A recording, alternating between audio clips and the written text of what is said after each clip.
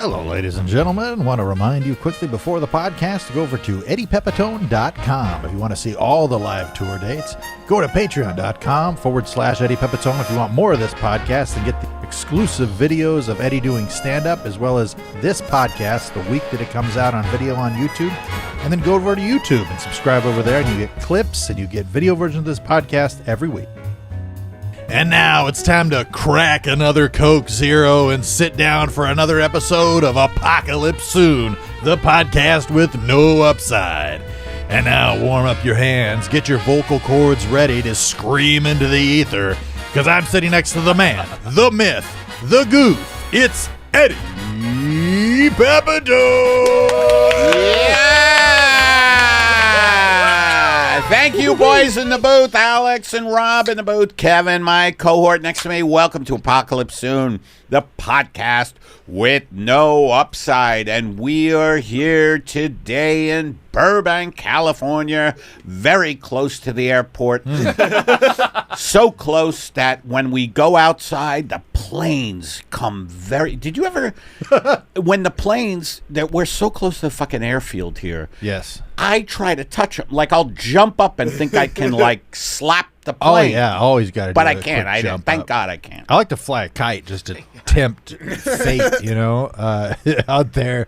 Really throws the pilots big time. I like to send a drone up into their engine. Honey, can you get me my drone? I want to send it into a 747.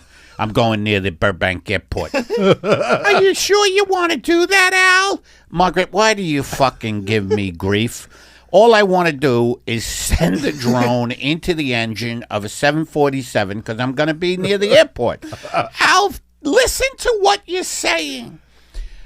Margaret, I hear what I'm saying, okay? I hear it. That's part of the nature of being human. You speak and you fucking hear it. Mm-hmm. Don't you curse at me, you bastard. Now listen, I made a very nice shepherd's pie. It's vegan, and I want you to vegan. Yes. What? Because I had a bad cholesterol reading? Maybe.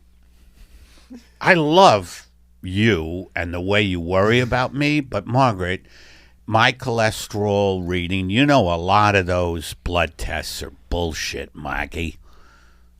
Oh. You're such an idiot, Al. They're not bullshit. Why would they be bullshit, Al? Ah, Maggie, you look great today. Thank you. I've been using the Bunsicizer. The what? The Bunsicizer. Is that the thing you make your own bread in? No. It's an exercise machine for the buttocks. Oh. You've been toning up your derriere for me? For you and the cable guy. What? Yeah, Spectrum has been in lately, and they've been sending a very handsome older man who reminds me of Burt Lancaster. Did you ever see the movie Trapeze, Al? Oh, Margaret, you are a bit of a whore. Oh, Al, I don't think I am. Trapeze was made in 1950, let's see, it's 1956. It was made Tony Curtis, Gina Lollobrigida, Katie Gerardo, Sid James, and Minor Watson. You know what? You lost me at Katie Gerardo. I think you should only mention by the way, the director was Carol Reed, who did The Third Man. Oh, Al, I love the fact that you know movies so well. I wish you wouldn't tone up your derriere for cable people. It's just that I think tradesmen deserve to look at something when they come in the house. Margaret, do you know you're making me jealous? Oh, Al, I meant to make you jealous. Now eat your vegan shepherd pie. Come here. What? Come here. What do you mean? You know I don't have a body. I'm just part of Eddie Pepitone's imagination. You know how to buzzkill. Come here. Al, we don't exist. Boy, you're always a pragmatist. We don't exist, Al, and this leads to fights. I can't come there. Eat your shepherd pie. Well, two can play at that, Margaret. There is no shepherd pie. We don't exist. The shepherd pie doesn't exist, certainly. Oh, God damn it. I slaved all over that. You slaved nothing. We're fucking characters in Eddie Pepitone's brain, and you're the one who started this. God damn it, Al. I don't know. You know, we were having a good conversation about Trapeze and Third Man and that Carol Reed is an underrated director. God damn it, Al. God damn it is right. I can't eat a shepherd pie that doesn't exist. All right, that's a great point. All right. Glad we got that out of our system. What's for dinner? I told you! No, it doesn't exist, so what's for dinner? Nothing better. Thanks for joining us on another impromptu Checking In with Al and Margaret, the couple living inside Eddie Pepitone's head. I didn't know that was going to happen. I know. I was picturing you We like... usually have you intro it. I could see you at some sort of, I don't know, maybe at the beginning of a meeting somewhere, and somebody goes, "How you doing?" And then you start, and then all of a sudden you're in an Al and Margaret. Yeah. And everybody just slowly turns like, what is happening over there? We're not real, Al! And they're like, that's the new guy. He seems to specialize in PVC 90. Imagine I got hired, last episode we did the guy bleeding from the forehead. Mm-hmm. And if you haven't listened to last episode, folks, please do. Mm-hmm. This way you can keep up with what I'm talking about. And he was bleeding from the forehead, and everybody thought he wouldn't get hired, but he did. He did? Yeah, because he had threatened the guy, and the guy got scared that, lawyers... Oh, I've been there. I have been there. Dude, when I used to work at T-Mobile as a manager, I would interview people all the time. You would? Oh yeah. Well, did you feel desperation coming off people sometimes, or was it a pretty rote thing, like the way people do interviews? You know what's sad is that I feel like actors audition the way people do interviews. They're uptight. Yes. They don't really let their real fucking selves come out. My job was to obviously ask the questions that I was required to ask by corporate, because you have to do certain things. It was, tell me about a specific time when you dealt with X, Y, and Z and what happened and whatnot. And it was so insane because the interviewing questions would literally be like, tell me about a specific time when you helped somebody during it. And they would say, well, usually if somebody's having a problem, I would do this. And I would have to mark it down because it wasn't specific. They would say usually. And I'd have to go back, tell me about but a lot of times I would be trying to get to people's real personality. Oh, you would? Yeah, absolutely. I would try. I mean, I had... Would you hold up like Rorschach tests? Oh. What do you see in this? That'd be funny, like you're asking them about, customer service, and then you just shock them and go, what do you see in this picture? And they get taken back, so they just like say the truth. They're like, I see two guys fucking one lady in an alley. Really? I asked one, I remember asking one lady, she came in, she didn't smell well, which is a thing, which is something I will chalk up as not great for customer service. And then I said, tell me about a time when you had a difficult customer and how'd you resolve the situation. And she told me this very long story that resulted in her supervisor locking themselves in the bathroom and her on the outside of the bathroom beating the door down.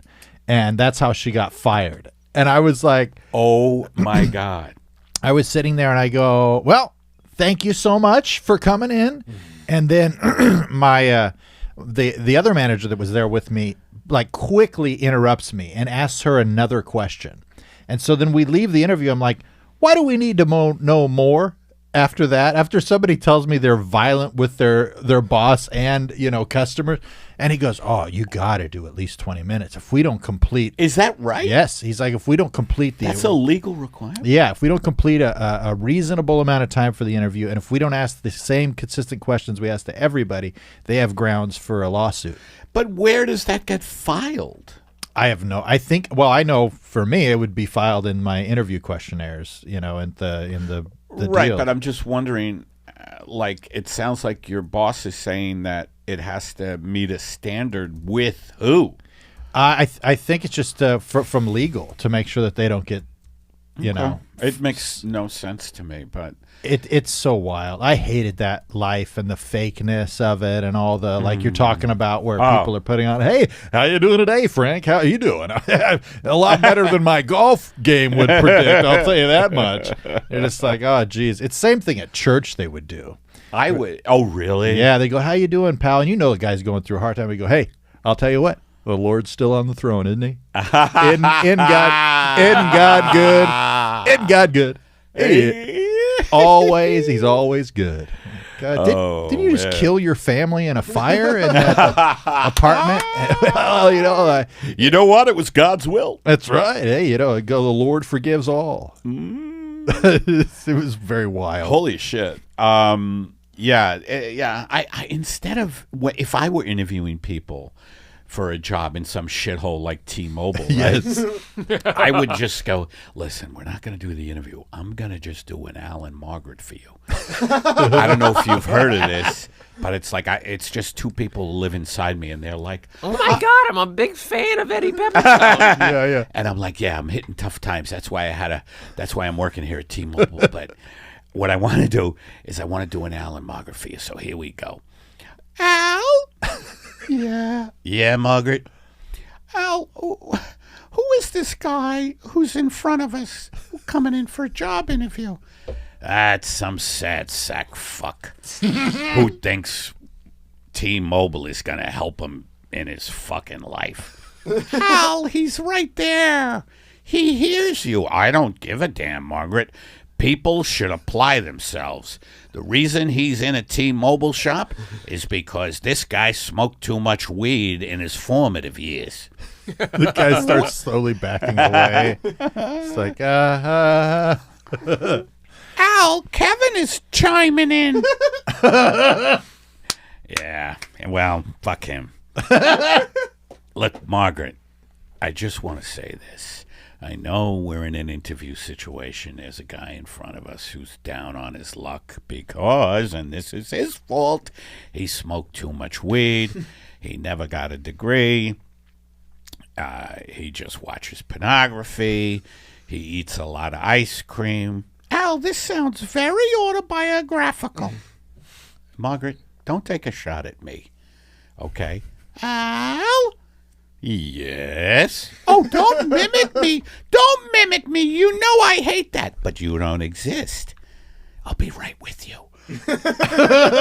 You don't exist. Who did you say I'll be right with? The guy who's right in front of me, the interview guy. You shouldn't refer to him. You shouldn't refer to him. What do you mean? Don't worry about it. It's going to be okay. You did it again. You pay attention to me. All right, what? What do you need? You're needy, Margaret, today. Well, one reason I'm needy is because I've been making you vegan shepherd pie lately, and you have not been eating it. I am not crazy about it. I just called you Margaret, Al. Al? I'll be right with you. Yeah. everything going okay in here? We heard yelling. No, that was just the two people who live inside my head, boss. Oh, okay. Well, your 3:30 is out in the lobby whenever you're ready. Well, I've got to interview this schlump. This piece of shit who smokes too much weed and watches a lot of pornography. We'll have a conversation after the interview. Good luck. I don't want to have a conversation. I'm sick of conversations. And you're a piece of shit and I should be further along in my life, and the fact that you're here means you're a fuck up too. Yeah, he's having a full-blown meltdown during an interview. I'm not sure what's going on. Yeah, I'll call you back once it's resolved. We're going to lock the back the door. only reason I'm here for the interview is because my last job I got fired for sexual harassment. Okay, well, that is good that we know that. Al, did you hear what this piece of shit just said? Yeah, apparently he got fired for sexual harassment. I wonder what he did. I bet it wasn't great.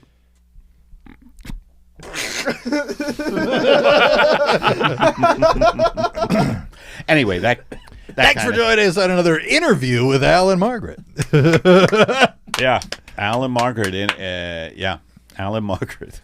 I'm able to follow these storylines in my head so easily. I feel like I have like these little like rabbit hole type things where I'm like, all right, we're gonna cut back over here. You know, it always picks up. The fact that I can do them means I'm mentally ill. But because I hear a lot of voices in my head, and this is a way just to like get them out, and I completely. It really, like, I like being two people, and then in that sketch, being like three people.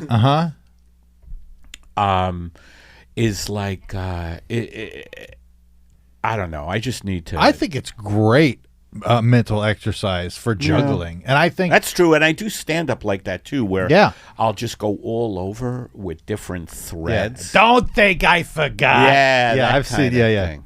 I love it. Did we ever talk about that gig we did in Costa Mesa? I don't think we ever did. That was wild, wasn't it? Yes, me and Kevin went and did a gig in Orange County, which is a little. I don't know how you would describe Orange County. I don't really know. It's a wealthy area. Wealthy. But we did a set at Le Cave. Shout out to Evan Cassidy. Yeah. Hi, Evan. Thank you for the money. And they had cobwebs all over the stage. Oh, it was Halloween. Yeah. Which Le Cave, there it is, steakhouse and bar. Yeah, it was. They had to kick two people out during one of the previous the comic Brian Vokey that went up right before me, and he out of nowhere was getting heckled by a woman and then a man in the back. It was the woman was I'm helping heckling. Like, that type of like, he's talking about, McDonald's. I love fries. And then there was a guy in the back during his set. Then he was going, you're not funny.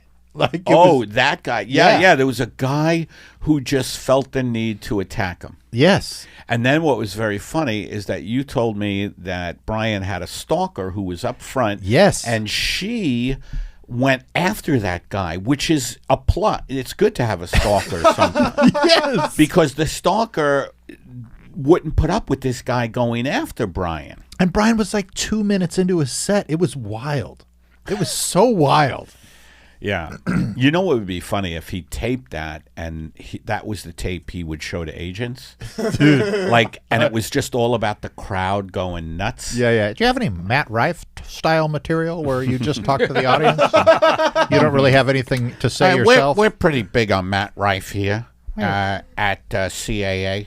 Yeah, we're a multi-million-dollar corporation, and what you do is you type their name in, and you go to the link, and if the number's big, then we say yes. It's pretty difficult. Yeah. We're number counters, but we're here at CAA. Oh, who's that? It's me. Wait, Margaret, don't go into this bit. You don't need to fucking muscle your way into everything. Al, will you just be quiet? I thought it was a good moment to do a callback. Yeah, but I think we're going to this well once. What well? Are you calling me and you a well? No, look, first of all, don't get upset. We just finger painted, and that's supposed to calm us down. Al, I never agreed to the finger painting nonsense. Look, our therapist, Dr. Julio Is this part of his act? I don't. What's happening to the CAA guy? What's happening now? Oh, nothing, sir. We're just this couple lives inside my head. Oh. Okay. Look, Margaret, finger painting. Finger painting we agreed on. Our therapist, Dr. Julio Franco, said you absolutely have to therapize yourself with painting because painting is I know that painting can be therapeutic. So then why do you fight me on the finger painting? Oh, God, Al. Why don't we just paint Guernica, for Christ's sake? Margaret, don't start throwing around Picasso's. You know, that was Picasso's masterwork, Guernica. Did you know that was in response to war? Guernica was a large black and white oil painting executed by the Spanish artist Pablo Picasso in 1937 following the German bombing of Guernica, a city in Spain's Basque region. And it's pretty prevalent now with all the horrific violence going on. Now, Mr. Pepitone, I hate to stop you here. Yeah. This isn't anything like Matt Rife. I know. I do like it. Let me ask you It took me a something. second to figure out what was happening, and I like it. But you're not asking anybody if they're single or want to have sex with you. Yeah, I'm sorry. I just thought that maybe, you know, having a creative bent off the beaten path might be something you fellas here. Al, Yeah. Uh-oh. What, Margaret? oh, I forgot what I was going to say. Oh, that's really great. Because Eddie was in the middle. Look, Al, I think the fact that we don't exist has gotten to us. What do you mean? Well, we don't feel worthwhile. I feel okay.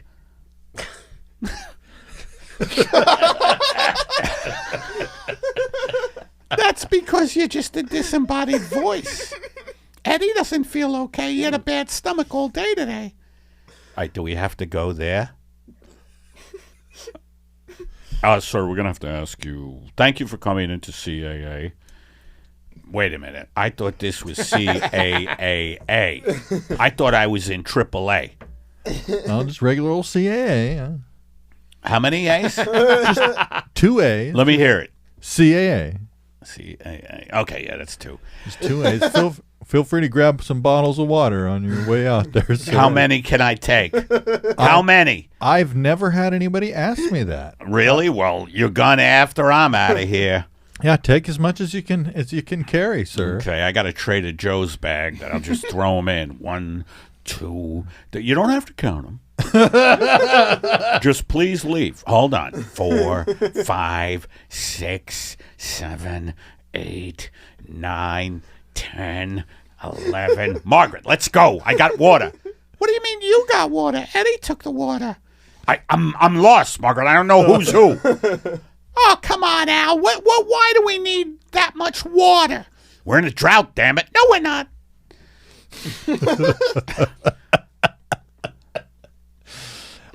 I think that could be the next Matt Rife right there. Are you saying you're going to take me on? Oh, I was just speaking to myself. Sorry. You're fucking nuts, pal. What's your name, Brad? That's what they're usually named in agencies. That is Brad, you fucking idiot. It's spelled with 2 A's. I'm a little unique. 2 A's? Yes. Ha! Pussy! What? You jerking off? So We're not even on Zoom and you're jerking off. you ever see? I got to shrink. You ever see a train run out of track, and the train just keeps I on think we've going? hit that. Yeah. And you go, how is it still moving? We still talking about redtube.com right now? I think All right. so. Oh, shit. I forgot about that. Oh my God. Apocalypse Soon is sponsored by Factor. You've got a lot going on this holiday season. It's important to save some time when you can. With Factor, America's #1 ready-to-eat meal kit, saving time in the kitchen is a total breeze. Can you believe it, Eddie? It really helps me because I have so much going on in the holidays. You know, I have to get my antidepressants tweaked. I have to make sure the couch is ready for me to sleep on for the 8 days that I get depressed. Go ahead. Well, did you know that Factor delivers chef-prepared, dietitian-approved meals straight to your door? They're always fresh, Eddie. They're never frozen. Just heat them up, and in 2 minutes, dinner is served. Yeah, and that's great because then I don't have to prepare it, and it gives me more time to call my psychiatrist about, why I'm alone. And if you struggle with making decisions, you can choose from 35 different weekly meal options, including some awesome breakfast options like apple cinnamon pancakes and bacon and egg cheddar bites. I mean, with so many options, there's something for everyone in the family that they will love. Absolutely. I mean, you could go hog wild. Mm-hmm. And if you don't want to go hog wild, they do have vegan and vegetarian, keto, calorie smart, and protein plus meal options. No matter what your goals are, Eddie, Factor can help you get there. Yes, and I'm really glad they have a vegan option. Yay. Yeah. Head to factormeals.com/PEP50 and use code PEP50 to get 50% off. That's code PEP50 at factormeals.com/PEP50 to get 50% off. Do it. Anyway, Al and Margaret are making appearances today. I have no control over it. I think it's great. We should get back to some usual podcast drivel, though, I think. Podcast what? Drivel? Drivel, yeah. How you doing? I'm okay. Oh, okay, me too. Me too. Yeah, I feel like it would be good if maybe me and you did a podcast on traffic patterns in LA, and it's very matter of fact. Like Rob just brings up Los Angeles traffic patterns, and we're like, well, weekday morning LA rush hour is roughly. Kev, do you believe? Now, let me ask you this. This is the podcast. This is Traffic Patterns with Kevin and Eddie. Now, the common wisdom is that the rush hour is 7 to 10 a.m., 7 a.m. to 10. First of all, I think it starts fucking earlier. That's what I was going to say. You were going to say that. They say 7 o'clock, but I've been out there 6:30. Yeah, same here. Packed to the gills, Same bumper here. to bumper. Yeah. Al, just touch me over here. Oh, shit. Touch me, Al. What, you don't want to do the traffic pattern thing? Come on, who wants to hear about the rush hour? Everybody knows the rush hour in LA is 24 hours a day now. God, you're negative sometimes. That's why I need you to rub me. What?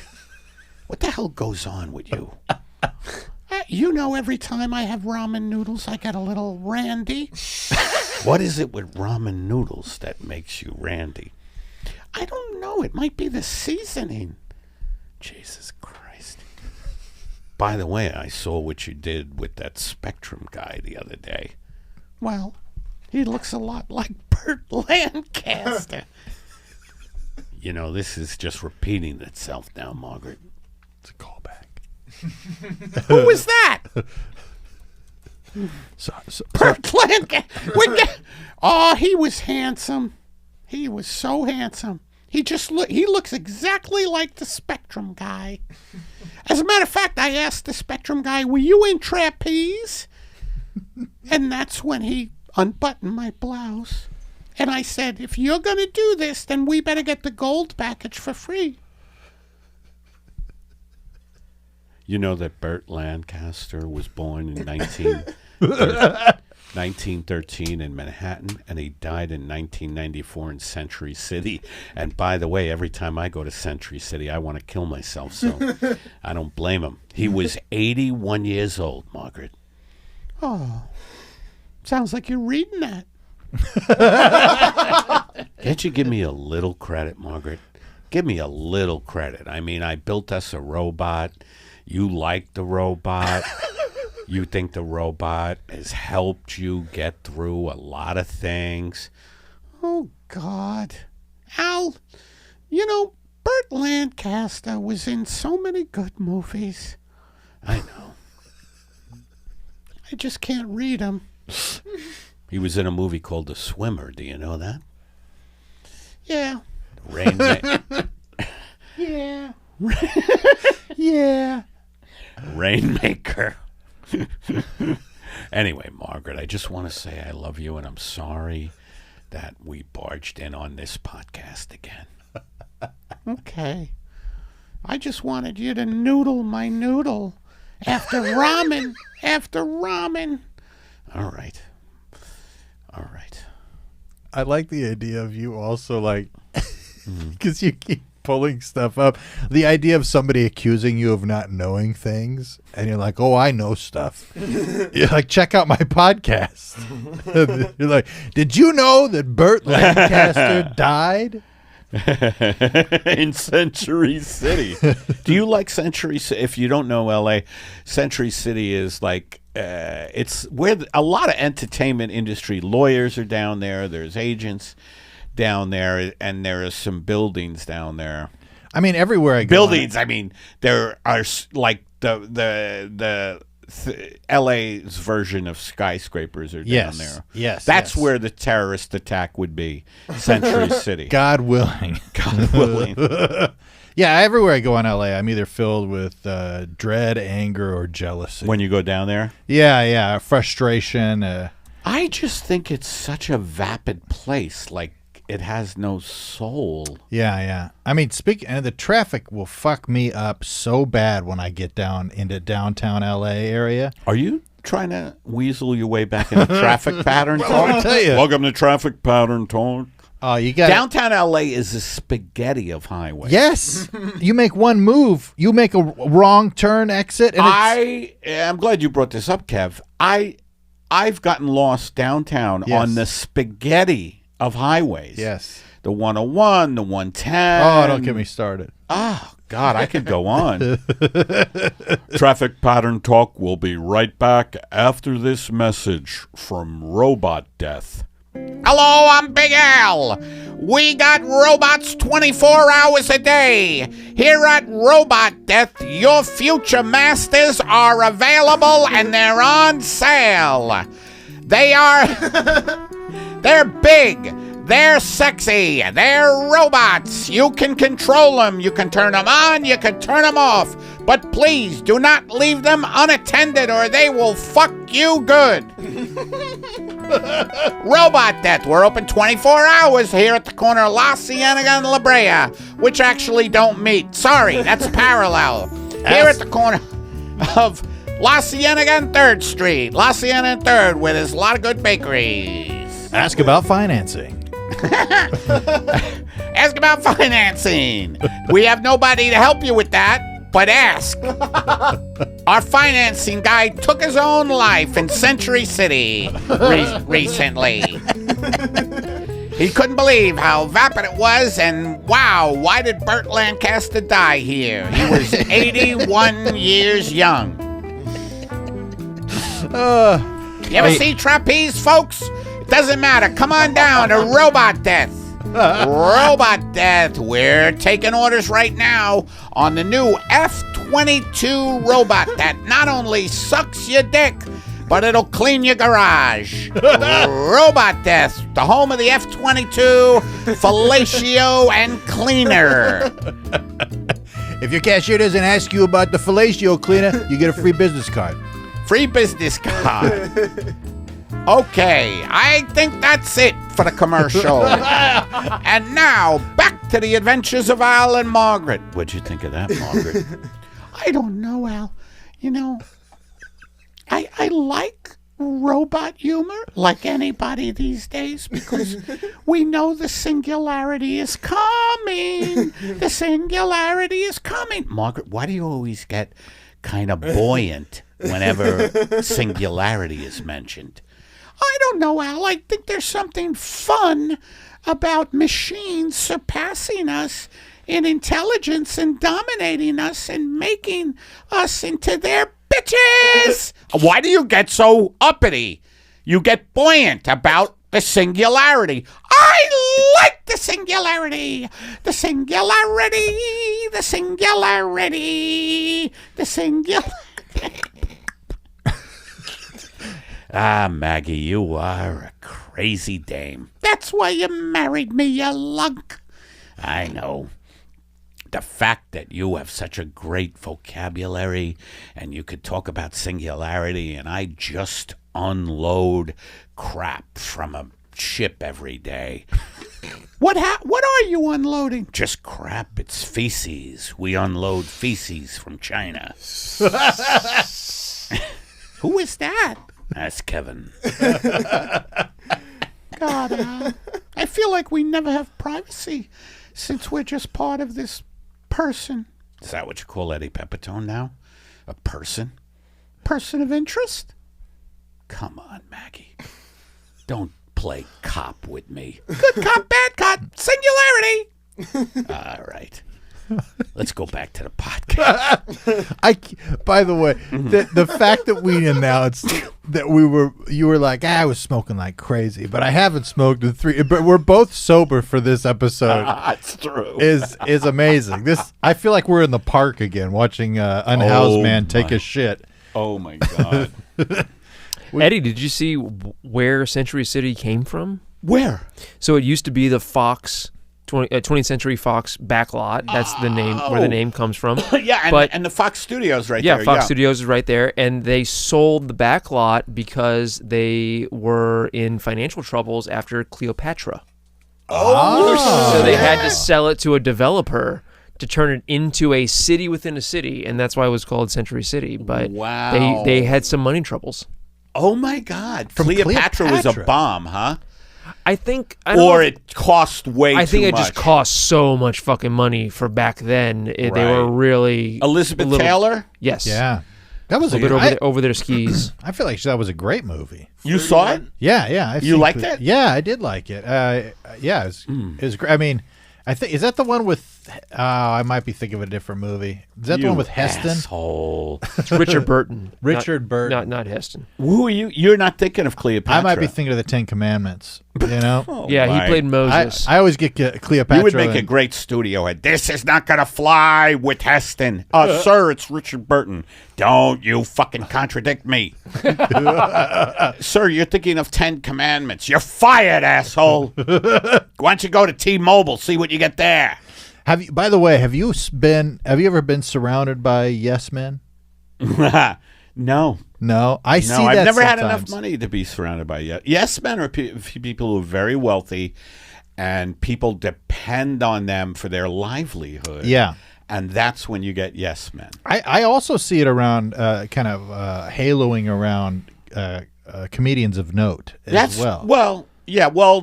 That's power. Yeah, they tend to be around power. I try not to be a yes man with you. You know what I mean? I try to give you the raw truth. Yeah. Like you're the one who told me I had a kidney stone when the doctors didn't have the nuts to do it. That's right. I always tell me, doc. Wouldn't it be funny if my general practitioner didn't have the guts to tell me I had different things going wrong? Did you come to me, doc? How come I got blood in the urine? I don't want to say. What are you talking about? You're the doctor. Yeah, but it's not good. What? What is it? No, I'm not going to say. Why don't we just watch this video of a cat on a piano? What? Tell me what is wrong. I'll shoot you straight, Eddie. Kev? I think you're having kidney failure and you might die. If there's blood in your urine, that's bad. Is it? Yeah, drink more water. See? See? Now I know why my doctor didn't want to fucking say it. Wow, the U.S. dollar has lost 90% of its value since 1962. How did that come up? We're trying to figure out how much Cleopatra cost. It was $31 million, like when they were fundraising in 1962, which is about $300 million today. Oh wow. My God! By the way, and just because they were trying to figure out what Cleopatra would cost today, they have stumbled upon the fact that the dollar is basically worthless. Yes, it is. Yeah. Yep.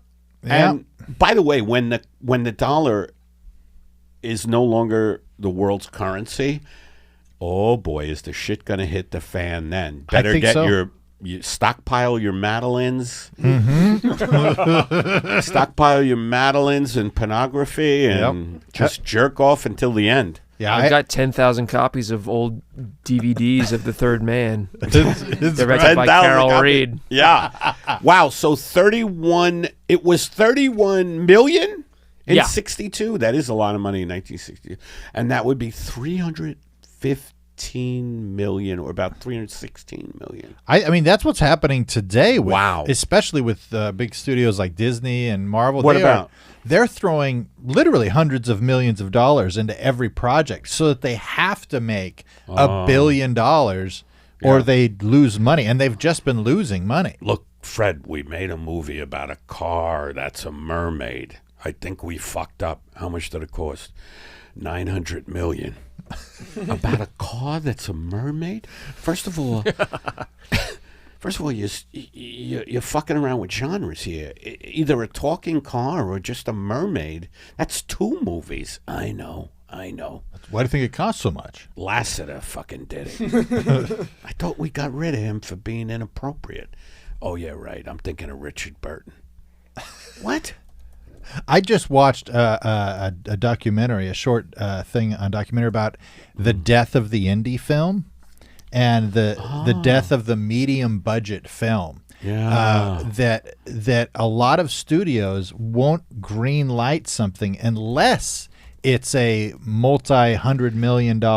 Is that because they know they're not going to make money on the medium film? That's the bet. Yeah, that's pretty much the bet. Is that they're that Here higher it is, the stakes demise table. of mid-budget cinema. Yeah. The essentially that they're looking for those big blockbusters, which leads me to believe, because these fuckers are so stupid, that the guys are just going, like, it kind of comes in and says, it's half mermaid, half Volkswagen Beetle, and he goes, put $400 million into it. Like, I imagine that's how those conversations are going now, but they're losing money. I'm the type of guy who's like, look, this is about a postman who has cancer. This is me in Disney. It's about a postman in South America who has cancer, and I would just like the funding to make it. Sounds like a downer, pal. Bob Iger. No. It is a bit. Can we make the postman be a mermaid? What? No, he's a human being. He's got cancer, yet he keeps delivering the mail. And Does he have laser eyes? what? Does he have lasers coming out of his eyes? You guys are trying to destroy my dream. Yeah, but what kind of dream is it, pal, to have a postman with cancer in South America? That doesn't seem like it's going to uplift the kids. No, I'm not trying to uplift the kids. I'm trying to make a movie that has meaning. Well, I don't know. My mail is delivered by someone with cancer, and I don't give a fuck. Well, you're a heartless prick. Yeah, you should definitely, if anybody is interested in the demise of the mid-budget cinema, check that article out. It's very interesting. What article? This one that they've got pulled up right People can't see it. here. Well, Can people see this? They can see it Oh, now. they can. Never mind. what website is this on? Independentmagazine.org. Okay. Yeah, I read this one, and then I read I saw some video that some guy had done about it. It's kind of mind-boggling. But the silver lining was that they are still doing the indie films still have a possibility of getting made. It's still a significant possibility. So it's either extremely high budget or extremely low budget. But the medium Well, the budget, low budgets, the really low budgets, it's no skin off their nose. Yeah. And they may hit, yeah. I made a very low budget film. It was just my friend grabbed his phone and I was peeling an orange. Oh, wow. And the orange represented like our outer shell, like how we harden ourselves, buffer ourselves against the world. And I just peeled the orange, and he just filmed until I peeled the last piece, and then I yelled, "Cut!" Wow. And no, Powerful. it kept going on. And then we went to a river, and we saw a woman floating, obviously a dead Oh, you were at the river.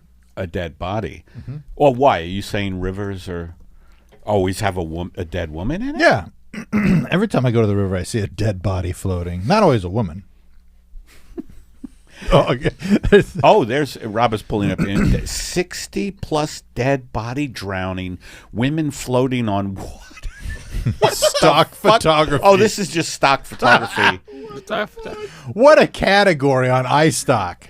Oh, do you know iStock? You must know it. Yeah, I used to submit to iStock. Yeah. What do you mean? 1,500 on this one. Yeah. 1,500 plus dead women water. Wow, stock photos. Hey Frank, get me a dead woman in a body of water. Has this happened to you? You need a dead woman floating on a body of Boss, water? we and you only have just can't find them. 1,500 of them. No, I need a bigger selection. Come on down to iStock. We got 1,500 pictures of a woman, a dead body, female, floating in the water. All right. You need an Ophelia? We got Ophelias. Well, I think we're kind of reaching the end, huh? I think we are. Why don't we? Can we give them a little like a dessert, a little dessert for the viewers? Sure. Do maybe one more bit. Sure. What do you want to do? I want to do one little. I think just a I little have one we haven't done in a while. Yeah. Hey, Al, Yeah, Margaret. they need something to end the podcast with. Oh, Christ. Don't tell me they're coming to us again. Yeah, I guess so. Why didn't they do a driving in the rain? I don't know. I guess they really like. They? Margaret, how many? Sit down. Driving in the rain. And now, driving in the rain with Al and Margaret. So where you guys going? Just take us anywhere. Yeah, we're part of Eddie's brain. The rain was coming down heavier than my schizophrenia. The rain was coming down like quadrophenia, which is twice schizophrenia. Schizophrenia squared is what quadrophenia was, and the rain was coming down like so much mental illness in a spaghetti sauce. I had no idea what that metaphor meant, but I knew it was intense, and I knew that if I just followed the instinct in my brain that this driving in the rain will be terrific. It's when I don't follow the instinct in my brain. But the rain, oh, I haven't seen rain come down like this since I was at the Who Quadrophenia concert at the Hollywood Bowl, and I was dressed like a mod because it was about the battle between the mods and something. And I remember, I can never remember who the mods fought. Sure, I could pull up Wikipedia, but I'm not that type of guy. I'm a guy who drives an Uber /Lyft /Uber Eats /DoorDash /Instacart /Bloodmobile /Trackit /Amazon vehicle. All these things that deliver things. That's what I'm about. And the rain didn't make it easy. I had sitting in the back seat Al and Margaret, two disembodied voices from Eddie Pepitone's head. And I guess I'm Eddie Pepitone, but the rain was coming down harder than a diamond, harder than steel. The rain was coming down harder than a math problem. The rain was coming down harder than an inverted ratio professor who just wanted to see his kids fail so he could sleep with them, because failed kids were vulnerable to sleeping. He didn't have sex with them, he just slept with them. He was a weird guy. Anyway, I had a bean burrito next to me, and I was driving through a vicious monsoon here in Los Angeles. It's unbelievable. They call it the atmospheric river, and my car was being battered like a person in a horrible relationship. And I'm not saying it's just women. Men get battered too. I'll never forget a relationship I was in with this broad who used to roller derby, and she used to just elbow me in the eye when I was sleeping, and I would wake up with fucking eye bruises, and I would say, "Baby, what are you doing?" Anyway, I had a bean burrito next to me, and I had to get it to some piece of shit who lived up in the hills. The reason I called him a piece of shit is because he did the original financing for that Disney bomb about a car that was a mermaid. It cost $900 fucking million. And this guy was the guy who green-lit it. He green-lit it, and he lives up in the hills while all the people who worked for Disney got fired, except him, because he had pictures of the boss sucking his own dick. The guy was ambidextrous, so he could suck his own cock, and he had pictures of it. So he survived, and I had to bring this prick up a bean burrito, and I had Allen Margaret in the back. Yeah, you don't have to keep referencing us. We're fine back here. I'm talking to Margaret about chicken fricassee. Oh, Al, I love when you talk about chicken fricassee. I know. Let him finish his driving in the rain, Margaret. Yeah, I know, but I just want to say that chicken fricassee is very good with asparagus. Singularity. Don't start with the singularity. So, anyway, the rain was coming down. It was coming down so hard. You know, Margaret, chicken fricassee is a quick French chicken stew. It has a white sauce. It's a fast version of coq au vin. Oh, Al, you know so much when things are put up on a screen in front of you to read. Yep, it's got a creamy mushroom sauce, Margaret, and it's making me hungry. All I've had all day was half a yogurt, Margaret. I know, Al. Let's let the guy finish driving in the rain. All right. I love you, by the way. I love you. Too bad we don't exist. You know what stewed meat is, Margaret? It's chicken or veal and vegetables served in a thick white sauce. By the way, veal is a brutal, brutal industry. The way they keep little calves in crates. Oh, Al, you have trouble when things aren't in front of you on a screen. You're trying to do that by memory. Take your blouse off. What? Why do you always ask me to take my blouse off when you get stuck? Do driving in the rain. Okay. Not you, idiot. And the rain. I was bedeviled by Allen Margaret in the back seat, and then I saw the little freak who green-lit mermaid car.